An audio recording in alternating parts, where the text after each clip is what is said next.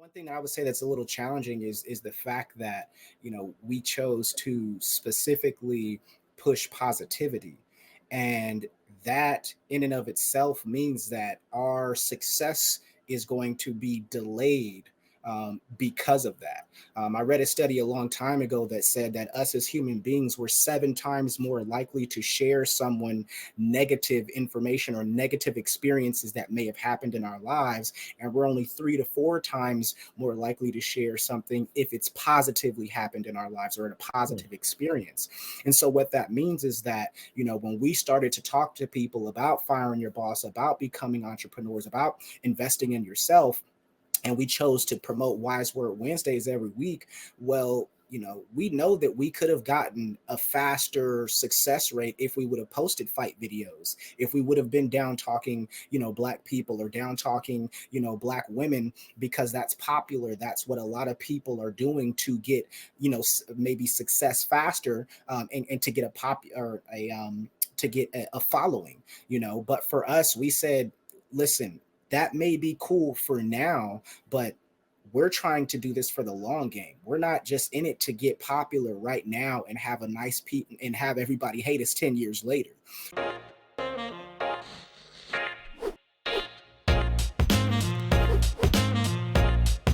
All right, we're out.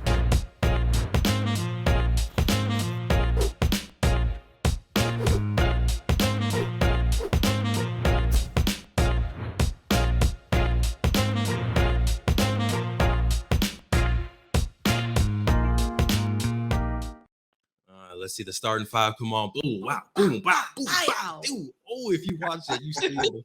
Hey, we got a whole starting five on here. How y'all living? We got a lot of people. So let me direct this question. Right.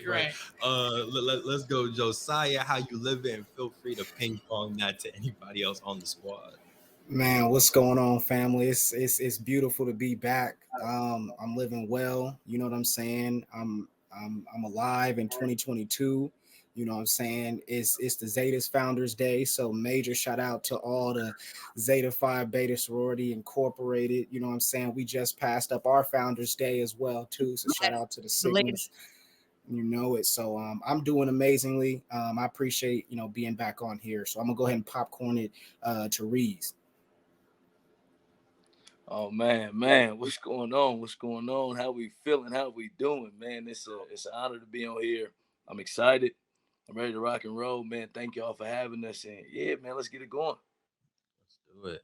Let's do it. So we can kind of do the rest of the introductions with this first question, because what I love about what y'all are doing is y'all are doing it together. Y'all are doing it through the squad. I know we're gonna talk about your podcast later on, the Ivy League, but y'all talk about a lot of sports. So I wanted to bring that energy kind of in here. So on the FYB team, when you're thinking about your position on the team, who's a player that maybe looks like your position, right? Or maybe just the position itself, safety, center, point guard, whatever it is. But like, what is it that you do on the FYB team, and how can you connect that to a athletic position? I'm gonna throw that to DT first, because I see Michael Jordan in your background. Man, that's crazy that you brought that up because as you brought that up, we still figuring out the ropes on, our actual roles in this because before we were just doing it, trying to be consistent, but now we're moving it to the next step and identifying roles. So each Mm, one of us, we're going to have our own roles. And I think right now, how we kind of just, as a bigger umbrella term, like for myself, I think I'm more like kind of on the GM coaching staff oh, a little bit. okay. Or if I was a player, I'd be like a more like a Draymond. I'm not really an MVP type of player, but I'm Mm, gonna I'm gonna make sure the necessary things are taken care of as far as mm, protecting the brand, you know what I'm saying? Protecting the Ivy League, you know what I'm saying? More on the legal side of things, the business side of things, you know what I'm saying? mm. So I think that's kind of the role that I'm diving into is being a part of this team and part of this family. So yeah, I'm gonna leave it at that. Okay, I like that. I like that. You said the Draymond. The Look, business side, you know what I'm saying? The business yeah. side, however you need to break it down, Mm. you know. Okay, I like that. How about you, Steve? Yeah, man. I mean, I like what DT was touching on, man. As we're all breaking down roles, but for myself, I'm more of the offensive coordinator from the skybox behind the scenes. I'm more in charge of like the marketing of Mm, the brand. You know what I mean? Anything you see on social media that you see is posted, or from our Wise Word Wednesdays, trying to get people to join us, figuring out different marketing strategies to draw attention to the brand would be my role for FYB. And, like I said, from a sports perspective, think of it like a coordinator, someone who's up in the skybox who's calling down plays. I'm not necessarily next to everybody physically, but I'm operating behind the scenes, and you can kind of feel my presence or certain things I'm seeing from more of a broad perspective I can give and facilitate to my teammates or to the other coaches or anyone else. So that's the way I would define my role. okay, groovy, groovy. Let's see, Reese, how you feeling? What role you playing? We got offensive coordinator. We got the GM. I'm Draymond. I'm Draymond Reese. I'm Draymond. Whatever we need, whatever, whatever we need to make happen. If you need me to go out there and get a bucket, I can get a bucket. You need me to go, be a defensive rebound, whatever. So the way I kind of like put that and kind of correlate that is, I'm down for whatever you ask me. If we got something that needs to be done, I'm like, all right, what we got to do, what you need me to do, when you need me to do it, how you need me to do it, and it's gonna get done. That's just kind of my role, and I think that's very important, on a Mm, team. Especially being like, it's not only good to know your role, but you got to accept your role 100%. That's the only mm, way it can really work. A lot of people, they know they role, but if they don't accept it, then it's hard for you to excel and be great in it. So I just accept whatever role it is for whatever time, whatever thing, and then I just try to make it happen best way I can. Draymond Reeves. and Draymond Reeves. We might want to follow up with that accepting your role later on. That's a major key, and I don't want to pass that up. But Josiah, last but not least, your role in the squad. Man, I would say I'm Steph Curry of it. You feel me? But like I don't say it in like I'm necessarily like the MVP Steph Curry. I would consider myself like the Steph Curry when KD came to the Warriors. You know what I'm saying? The Steph Curry where it's like, yeah, like I'm still the point guard. I kind of orchestrating things, but at the same time, like at any point, you feel me? I'm I'm willing to let Draymond Reeves take over the game. You know what I'm saying? Or Drake, Reeves can be KD for the night. You know what I'm saying? Or DT. So it's like, I don't, when I say Steph Curry, it's not like, I don't feel like this is my team, but I feel like, at any point, like, yeah, a lot of people may see me, when they think of FYB at times, or like when I do to my motivational presentations, they may see me like physically, but at the same time, like, it's a team effort. Like without a lot of people don't know, like when Steph Curry was by himself, we still had the top, Warriors still had the top pick, some of the top picks. That's how they got Klay Thompson. That's how they got Harrison Barnes. That's how they got Draymond. You know what I mean? And so, I'm nothing without my fellow Splash brothers, you know what I mean? And my fellow Warriors. So that's why, I say Steph Curry, not in the sense of like it's all about me or I'm the best player, but I just feel like I'm willing to, to give up a seat at any time to make sure, or to take a back seat, to make sure that the rest of the team can shine in the right places when they're winning. Because some days Steph Curry is off. You feel me? Some days Steph Curry not gonna hit them shots, and he needs other people. And a lot of people, and again, we're connecting this to sports. A lot of people don't understand the Warriors are great, not necessarily just because they have a lot of shooters, but because they pass the ball the best, because they play the best defense. You know what I'm saying? So I feel like for us as a team with FYB, as we're still, like DT said, figuring exactly what are we solely responsible for, we have no problem passing the ball to make sure that the right person who's available to do the right thing gets the job done. Mm. Love that. Yeah, y'all can tell y'all from the Bay with Draymond. Steph. Right. No one said anyone from any other team. They were like, it's Warriors. Right. That's it. So you've mentioned FYB a few times, and we did introduce y'all as Fire Your Boss. I know we've had you on, Josiah, before, but for those of our audience members who have not been familiarized with y'all, please let us know, what is FYB? What is the movement? What are y'all about? Yeah. I could talk about it a lot, but I also want to make sure the team is anybody else that want to talk about it before I jump in. You know what I mean? You Anybody else passed want the to say rock specific? early. You got it, big Do your dog.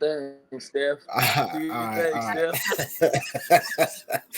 right. Yeah, I think what FYB, we're really talking about, developing people as developing and allowing people to develop themselves as bosses. And when I talk about bosses, I don't necessarily mean, you have a company that you're running from a monetary perspective, but we're talking about the bosses of yourself. When you talk about fire your boss, a lot of us, we're raised with this mentality of like somebody else is in charge of my success, but ultimately the success starts with you.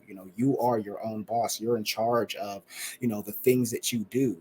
What you do as an individual is you create partners on an everyday basis. So when you go out there and you partner with a company, they're not your boss, they're your supervisor. They make sure that the decisions that you make are positively affecting the outcome of this particular corporation to meet the requirements that were agreed upon via a contract, and you're being compensated for that. But when you think of a boss, when you say, somebody's my boss, for me, I often, correlated having someone as a boss to, you being in prison, where it's like, yes, boss, I don't have a say so in what I do. I'm just taking orders and I have to follow. And if I don't, I'm going to be punished. You know what I mean? But we're encouraging people to be your own boss, to think for yourself, to think out of this necessity to only do one thing good forever, and that's it. You don't have any type of say so in anything else. And just really encouraging people to take over their life and their lifestyle, kind of like how, I love how y'all talk about, the health, and that's a part of being your boss right there. It starts with, first off, health is wealth. If you're able to change how you eat, then you'll change how you feel. If you change how you feel, then you'll change what you do, right? So when we talk about encouraging people to be their own boss, that's what we mean. Being the best version of you and taking responsibility for the opportunity that you have to be successful. Man, love that. I wanna see if anybody else has something that they wanted to add to that from their perspective, or what it meant for them to fire their boss, take control of their actions, and how that may have shifted their mindset. I see you, Steve. Yeah. I mean, just to kind of tap into that and building off, what Demar said is just, I think sometimes when people see, FYB and they see the Wise Word Wednesdays, like I think a lot of people think, oh, they're a motivational speaking group, and I think that what we like to encourage is to show that like we're more than just a motivational speaking group. And he hit the nail right on the head when we talk about, you know, becoming the best version of yourself. That's really what, to me, what everyone's purpose in life is, you know what I'm saying? And what we're all trying to figure out is going on that journey to become the best version of ourselves, to become the best version of, to really step into our destiny for what God wants us to be, right? And who he's called us to be, right? And I believe that FYB is like, we're here to help you with that journey. I think a lot of the feedback that we get, from the podcast and from the Wise Word Wednesdays are just getting people to think about things that they've never maybe thought about before that can help improve themselves, becoming that boss of yourself. I think a lot of people, when they hear the podcast, they hear the topics, it's not just us kicking it on a podcast and just talking. Like us as homies, yeah, we have these organic conversations, but we saw it's important that these conversations are shared with people, in our community, for the people that look like us, Mm, because now we're allowing people to hear different conversations to think like, man, like, you know, I didn't expect you guys to have a conversation that was that organic, that really made me think about things from a perspective that I never even thought about, that helps that person take that back into their own life to help with their own self development, their own self growth, or maybe help improve their mental health. You know what I mean? So I just think that when I think of what FYB is, it's like, just like what, Josiah was saying, is that, we are helping people become the best version of themselves. yeah. And I want to go right back to you, Steve, for something, and then if someone else wants to chime in, feel free. But you said something about people didn't expect to hear this type of conversation from I think y'all just kicking it, or y'all on the podcast, right? You said how you're kind of breaking Mhm. those expectations. Why? I'm not gonna say why they people expect certain conversations. That's a whole nother thing. But can you can you talk about just breaking stereotypes or breaking people's expectations. And as you as a person, or y'all as FYB, what is it that you want people to expect? What is that new standard that you're creating for yourselves and for your community? Yeah, I just think sometimes when people see podcasts, especially with maybe people who might know us individually, they might think we're just gonna be on here, joking around, cracking jokes, or maybe just having like guy talk or something like that. But we actually really came on here to break, like you said, breaking that stigma of actually having an organic conversation, about whether it's a current event or just something that we feel is important that people should know. Mm, I think that we've taken that step to be able to give people, from what I always feel like is a different perspective. My goal at every podcast is to be able to leave you with something, hopefully, that you weren't even thinking about, that can help you develop yourself. Like, I didn't even think about this perspective over here. I never even took the time out to even think about that before. So I think that that's our goal in breaking that stigma, that, not every podcast is out here to just talk about just relationship stuff, or just talk about what's on social media. Like, there are a lot of people out here, especially African Americans, people that look like us, that are trying to do something positive to help positively impact our communities through our organic conversations as homies, as friends, or as people. So that's what I would say. rock with Mhm. it. Love it. So talked a lot about y'all working together, y'all starting this movement. What is something that people don't realize is difficult about that, especially as a group, as a team? Y'all have grown, right? What's something that people don't realize is difficult about starting a business or starting a movement? Defining your roles. That's something that y'all are actively doing. Like, I feel like there's a lot of things that people expect to be hard, and then there's some things where once you're in it, you're Mm. like, dang, this is a lot harder than I thought. Like, I did not expect it to be this difficult. What's something that has been a challenge for you all as a team or as individuals that people may not realize is a challenge of either starting a business or starting a movement like y'all? You got a reason, I'll go. The consistency. Yeah. The consistency. A lot of people don't understand how hard it is to be consistent when it comes to this. And it's different when you starting a business, or you have resources where you can put all of your time and effort in thing. But growing with growing, and on top of that, on the start something else, is easy, and You back breaking up, consistency, Breeze. make Yeah. that you do something every single day. What is it? Yeah, you breaking up. Like, I don't know if the internet's not working well, Is it but not working? yes, I think you Uh, better now, but it was all choppy at right, first. Go DT, ahead. go ahead, bro. Is it still choppy? Uh, no, it was better. Is it still choppy? But yeah, No. I was no. Yeah, hey, DT, get your shots up, right? Go ahead. Yep. All right. Yeah. For sure. So I was actually gonna say consistency. I think that's the biggest thing. I mean, with anything that you do, you have to be consistent if you want to be successful. Consistency over time is what gets you results. A lot of times people have great ideas, and you might be consistent for 3 months, 4 months, or whatever, and you think you killing, and you doing whatever it takes, but 4 months really ain't a long time.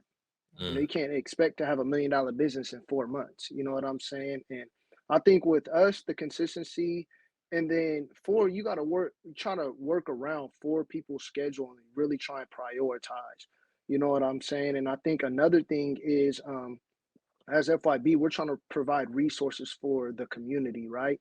And I don't think we had all the resources to just come out and with the dope podcast from the jump. Like, you know what I'm saying? We didn't have all the resources, and we didn't know what it really was going to take. We just know we had an idea and we wanted to execute it, right? So we had to learn, trial and error. There was a lot of things that we did differently 2 years ago that we're doing now. You know what I'm saying? There's a lot of things we had to figure out on our own, literally do our own research. Hey man, how do we get this LLC? How do we get this trademark? How do we do that? We didn't have resources or people showing us how to do that. So we had to really, by the strength of us, just get it done, by any means necessary. And now that we're being more consistent, having regularly scheduled meetings, more consistent with the podcast, taking meeting notes, and making a foreseeable plan, it's a lot better for us in being efficient. You know what I'm saying? But I think the consistency and the prioritization is probably the two biggest things that people don't realize in order for it to be successful. And we haven't even seen the full fruits of our labor yet. You know Mm, what I'm saying? We still in the trenches right now. We still trying to understand and what is it going to really take for us to be successful and get to where we need to be. So I think consistency and prioritization are probably the two biggest things that I'll say that people don't really fully understand until you in the trenches. yeah. And I want to double back on you, DT, and you can. Oh, go ahead, Josiah. Oh, no, no. If you following up with DT, go ahead, brother. Yeah, I want to follow up on you. It was real slick. It was real sly. You were like, you can't build $1 million business in 4 months, which in my head, I was like, oh, that means you're trying to build $1 million business, right? So can you talk through, you don't gotta give all your secrets, right? But what's maybe one additional key in addition to consistency where you're like, this is a strategy to get FYB to that $1 million marker? You have to have a business plan. You know what I'm saying? At the end of the day, you have to have a plan. You can't just have a short-term plan. You have to have a short-term plan and a long-term plan, and you have to be consistent along that entire road, though. You know what I'm saying? In order to make $1 million, you have to generate income. You have to be profitable. You can make $1 million, but what if you spend $1 million? You still back at zero. So you have to create a profitable business plan, something that's sustainable, something that can keep generating income. It's not just us talking. It's not just clothes. It's not just us featuring or us featuring other people on our pod. It's bigger than that. You know what I'm saying? And that's what we're trying to do right now. We're trying to dabble into everything that we can and Mm, figure out what the best strength and what the best strategy and what the best plan is for us to be sustainable in the future, in the long term, to mm. keep the money coming in, to keep providing resources, to keep being a voice. Boom. Fire. I see you, GM. Go to work. I see you. Go ahead, Josiah. I know you had something. Yeah, now I would also just say something that I think was can be a little challenging. Can y'all hear me? My internet's cool. It's Everything's Yep. good. good.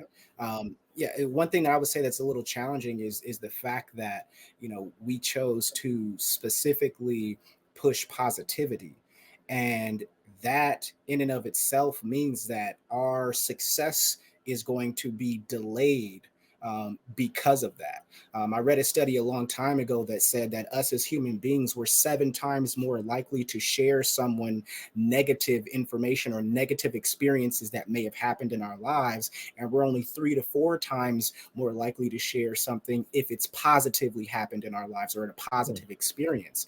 And so what that means is that when we started to talk to people about firing your boss, about becoming entrepreneurs, about investing in yourself, and we chose to promote Wise Word Wednesdays every week, well, we know that we could have gotten a faster success rate if we would have posted fight videos, if we would have been down talking, black people or down talking, black women, because that's popular. That's what a lot of people are doing to get, maybe success faster, and to get a pop or to get a following, But for us, we said, listen, that may be cool for now, but we're trying to do this for the long game. We're not just in it to get popular right now and have a nice and have everybody hate us 10 years later.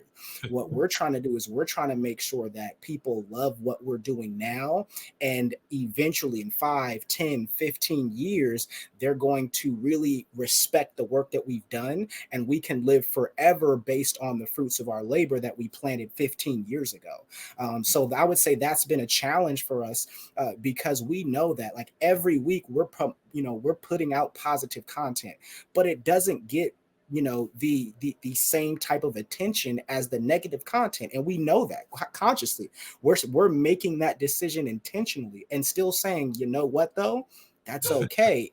we're going to keep doing it every week. And so over time, kind of like DT was saying, when you have that plan over time, over a long period of time, again, when everybody's done posting fight videos, when that's not cool anymore, when talking about black women is not in a negative sense is not cool anymore, when, you know, when down talking your brother or snaking somebody else or rapping and all that stuff is not cool anymore for you to do. It may be cool for somebody else, but not cool for you to do. When they're tired of that, they're going to come back and say, you know what, this information here I can use for the rest of my life. There's always something to get. So I think that's also a challenge that we face as well too. Yeah, that's a fact. I think we're in that challenge space too, with posting health stuff or just Black history stuff. It's like, you know, 5 views, 100 views, but it's like, dang, this other video got 1,000,000 views. Okay, Right. Yeah, I like to, you know, you got to sprinkle in the entertaining stuff. So I post like dance videos, and those always get lots of hits. Mhm. But I'm like, no, that's part of me too. So I don't mind sharing it. It's still part of my brand, but that isn't informational, right? And then I'll post like a health pic, and it'll get like 14 likes. I'm like, dang. But it doesn't matter, right? It's the information, getting it out there. That's my mission. So that's what I'm about. I'm willing to do the slow growth. But I actually wanted to go back to the consistency piece. Because I definitely agree that is one of the biggest challenges of starting a business and keeping a business. And I don't remember where I heard this from. I know we've talked about it on the podcast before, but a lot of when an industry kind of booms, so many years after, maybe 5 years after, there's going to be significantly less of those companies that actually survive. And, you know, a lot of the successful companies, successful CEOs, when you ask them, like, what did you do to get so successful? Sometimes their answer is like, I just survived. I didn't quit. I did not quit. Like, I did not stop when everybody else took the barriers and said, like, okay, you know, we'll close up shop or whatever. This isn't working. This isn't worth it. I said, no, we're going to stick through the course.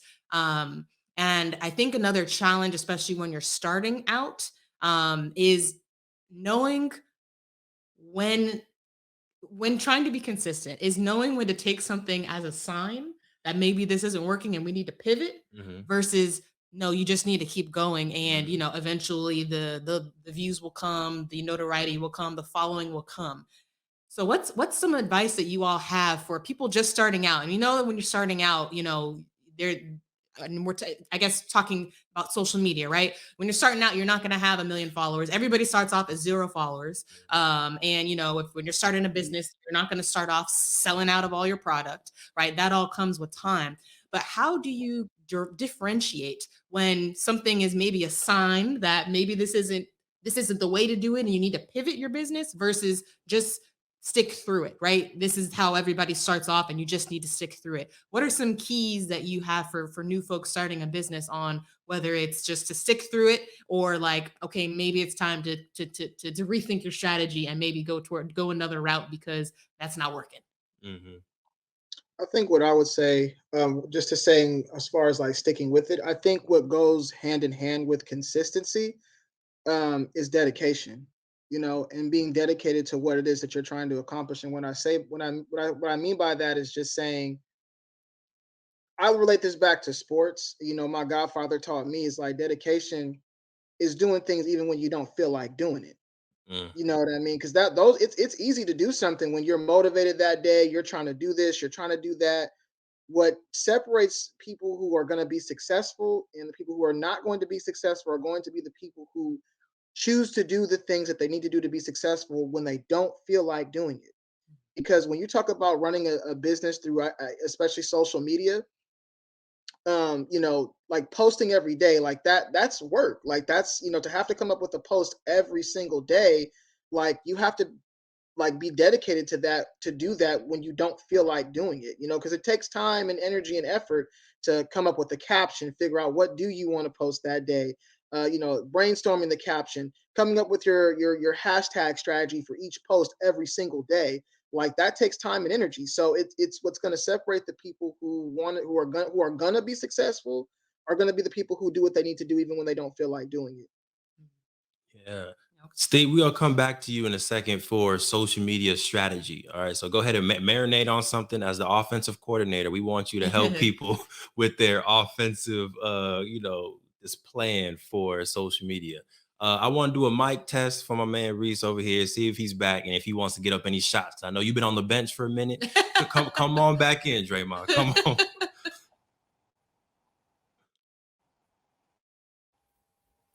Oh no. Yeah, now or no? Keep Still going. choppy. Let me see. Yeah, but still choppy. Still. Yeah, A little it choppy. seemed like. Can y'all hear me or am I choppy? Yeah, We see, can yeah. hear Hold you. on. Hold on. Take me out. Pull me out, coach. Is it choppy though? It's a delay. So that's the thing. It's a delay right now. So you might want, if you want to get up some shots, turn off your camera and let's just do audio. We're just let's just do that.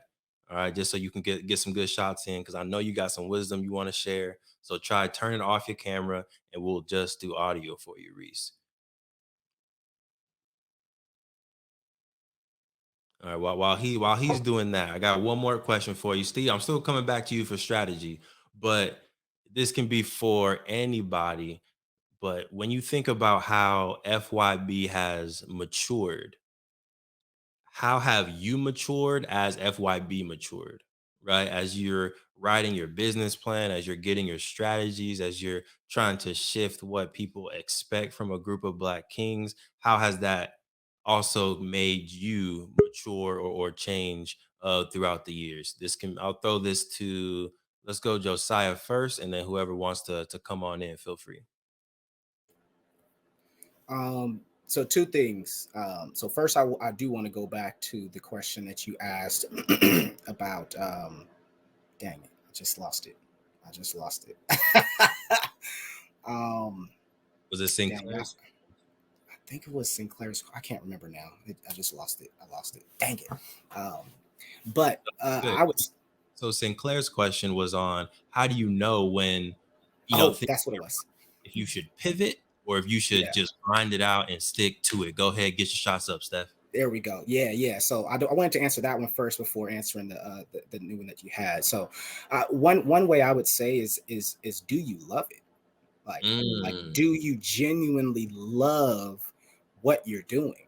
Because a lot of times what people don't know is like, if you love what you're doing, like you would do it for free. That's what you're supposed to be doing, because you love it. You know what I mean? And so when you love something so much, it doesn't matter if it all comes crumbling down. You still love it. You're like, look, okay, well, maybe I'm not going to be the $1 billion business, but that's okay. I can still make $50 here and there. I'm still going to do it because I love it. You know what I'm saying? And I know I do it because I was doing it before I got paid. You know what I'm saying? I wasn't making any money. So for me, I would say, that's one of those signs where, if you're trying to you're trying to figure out, do you need to call it quits or not, is do you genuinely love what you're doing? And if that's the case, then keep it going. You know what I'm saying? Because if you're only doing it for a profit, then you're going to quit when it's not profitable anymore. But if you love what you're doing, then you're going to keep going whether it's profitable or not. Just the way that you think about it may change, but you're still going to keep doing what you're doing. If you love to sew or knit, it doesn't matter if you sell all your products and they each are $100 each, or if you're just giving it to your nephews or your nieces or your grandchildren. You're still knitting. You know what I'm saying? You're not going to stop and say, I thought these products were going to all make me millionaires, so now I'm never going to touch the knitting again. No, you're going to still pick up that equipment and get to work. You know what I'm saying? So that's why I would say, if you really love what you're doing, then it doesn't matter if your company fails. Okay, maybe you may not be meant for business. That doesn't mean you're not meant for knitting. You know what I'm saying? So that's what I would say. Do you genuinely love it? Now, in regards to how have you matured, I think this is something that I personally have matured with, is really not putting my unrealistic expectations on other people, especially on my teammates. I think that for me, I tend to think everybody thinks the way I think about what I'm doing. You know what I'm saying? And so I had to realize that other people have different lives. Just because I'm available from 4 p.m. to 6 p.m., it doesn't mean that Reese is available. It doesn't mean that DT is available. It doesn't mean that Steve is available. I had to learn to accept that other people have priorities and things that they're put into their lives that are very important to them. And I can't just put this unrealistic expectation that, yo, you should be doing this amount of work at this time for, every day, because that's not real. And even if that is real for me, that doesn't mean it's going to be real for every single person. If Draymond goes up and shoots 33s in a game, he's terrible. He's terrible. That's not his game. You know what I'm saying? But Steph can go shoot 33s and everybody be like, well, he had a good game. You know what I mean? It's Steph Curry. You know what I'm saying? So understanding that, like, I can't put what I'm able to do, I can't put that expectation on anybody else because it's unrealistic. You know what I'm saying? I have to allow people to do what they do best when they're available to do it based on their priorities. And what we do is we partner, and I say, okay, knowing that you're available from 7 to 10 p.m. to work on something, then that's the expectation that we have agreed that you're going to set. And it's not fair for me to say, well, you should be doing it from 4 to 7. No, that's not what they're good at. That's not even the time. They said I'm only available 1 hour a day, not 3 hours.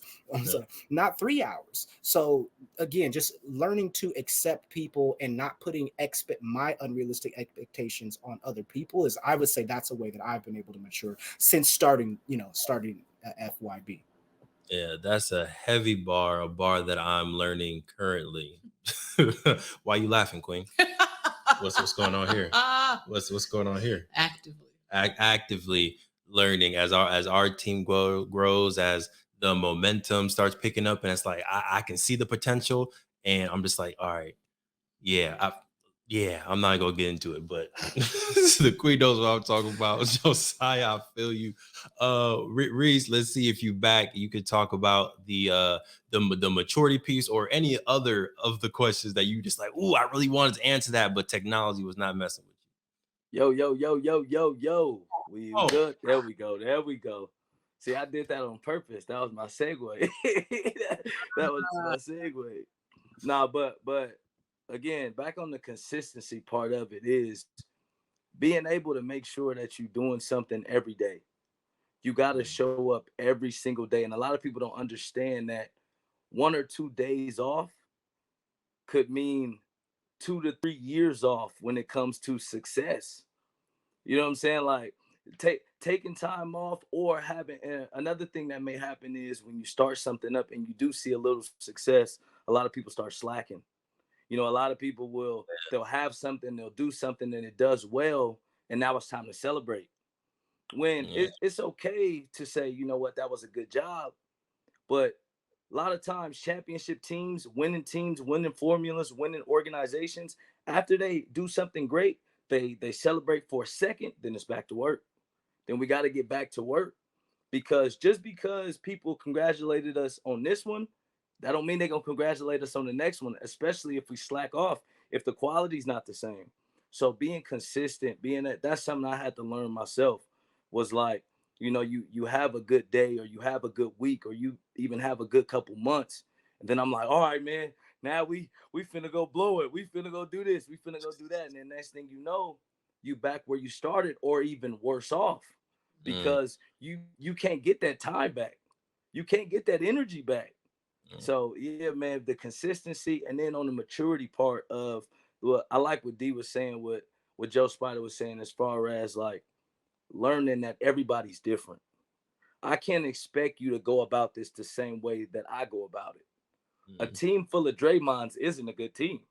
Because it's just, you know what I mean? So you have to have all these different pieces and all these different personalities to make it work. That, it's complementary. That's the whole point of a team.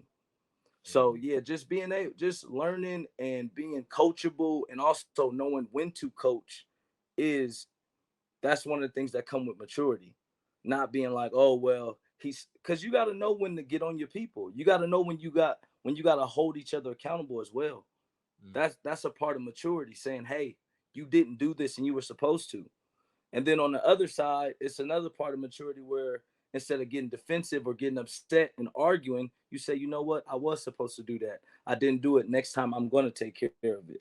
So it's a for a group of grown men to come together and do this the way we've been doing it. It's not easy, and especially in African American communities, it's not talked about much. They people talk about doing a lot of things together, but they rarely talk about creating businesses and keeping Mm. businesses going. So yeah, man, that's enough. That's enough. That's enough. I got my shots up. There you go. Well done. Welcome back to the squad. Welcome back to the game. DT, anything you got to add on that as far as just maturity of as you're growing this business? How have you also kind of grown alongside it? I think for me, I think just a lot of stuff changed.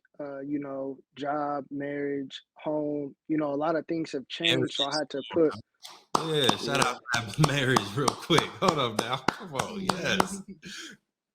So with all that being set in stone, like my priorities had to change. You know what I'm saying? I went from, you know, playing in a game, 4 or 5 days a week to okay, now I gotta take some time because I got a wife, so I gotta go, I gotta handle business. Okay, well shoot, on the flip side too, hey man, let's get this ball rolling with FYB. We got a plan now, we being more consistent, so I think just me growing up, graduating college and things in my life starting to change, like my priorities had to change. I think that was the biggest thing for me, which in turn turned in being consistent in specific areas, not just spending a little time here and a little time there. Now I'm more focused on my priorities. You know what I'm saying? And I want to piggyback on something that Reed said about like, you can't take days off. I think a lot of people don't understand the impact that taking a day off can do to you and whatever your goals are, right? So for instance, if you wanted to make sure you do something every single day, 7 days a week, if you do something the first 2 days, but you don't do it the third day, you don't just pick off where you left off at, right? You Mm, actually lose a day. So now you're back at one instead of being at two, right? So the more days you lose, it compounds negatively. But the more days you keep being consistent, it compounds positively. So I think that's something that people got to understand. The days that you take off, you actually lose a day. You don't pick off where you left off at. You lose forward progress. You know what I'm saying? So that's something to keep in mind too. yeah, that was a major bar again. Man, I feel like there's marriage questions I want to ask. So well, this is good. It's good having this good, I think, mixed group on here. So I'm gonna take a sharp pivot, DT, just because you brought up marriage, because I want to ask you what are some things that you expected in marriage that were alongside. It's like, oh, I expected this, and this is how it is, versus something where it's like, I really wasn't expecting that. That came left field.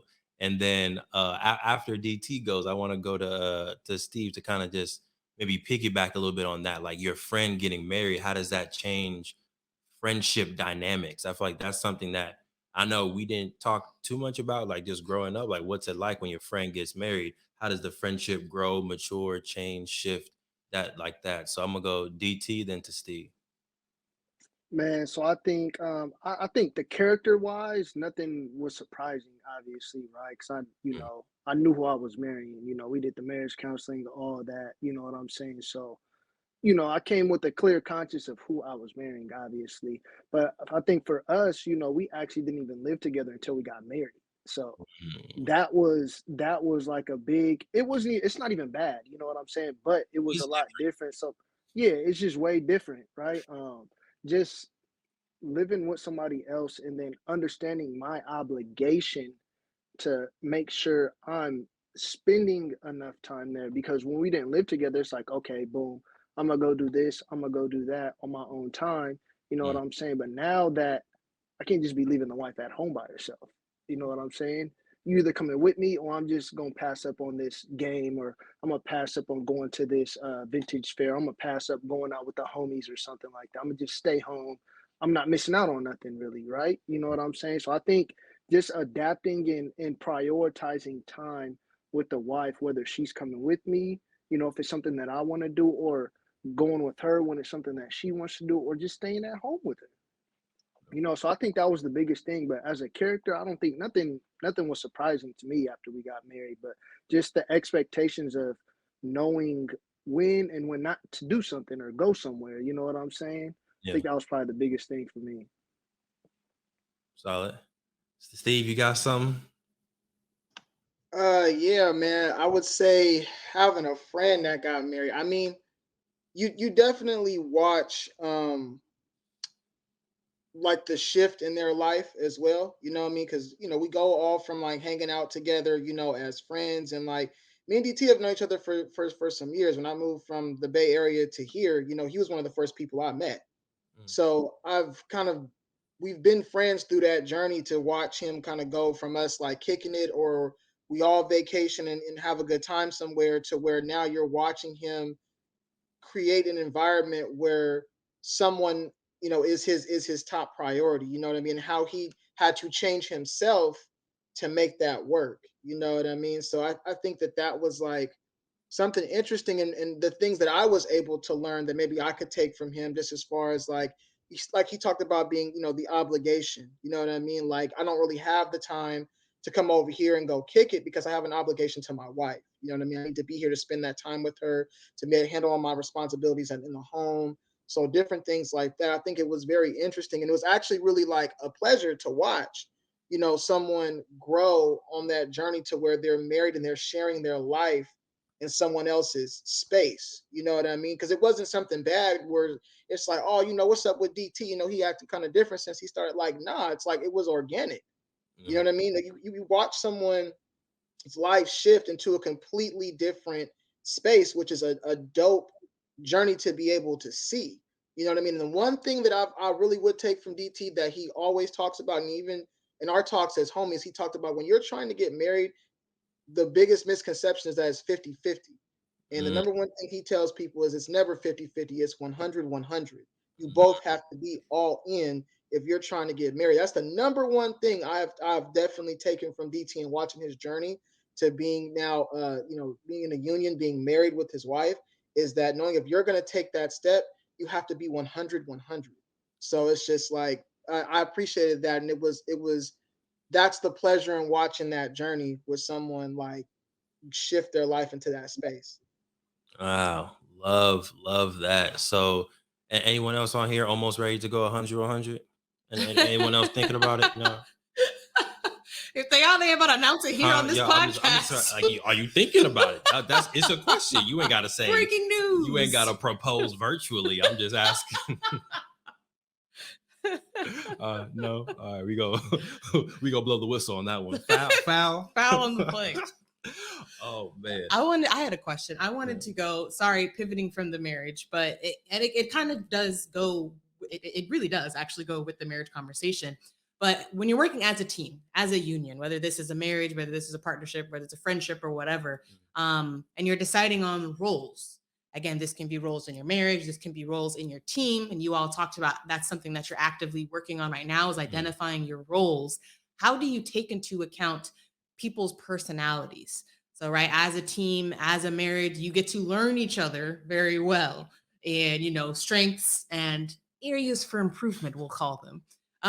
But how do you take that and knowing how folks are, their personalities, how they react in stressful situations? Like, how do you take all of that and kind of compose that into someone's role? How do you kind of account for that in assigning someone their role?